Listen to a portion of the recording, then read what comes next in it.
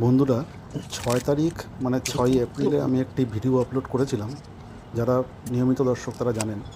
সেদিনকে আমি এই গরমের গাঁদা গাছগুলোকে সেকেন্ড পটিং করেছিলাম, অর্থাৎ এই প্লাস্টিকের গ্লাসগুলোতে আমি ধরেছিলাম। আজ 21 এপ্রিল, অর্থাৎ 14 দিন হয়ে গেছে।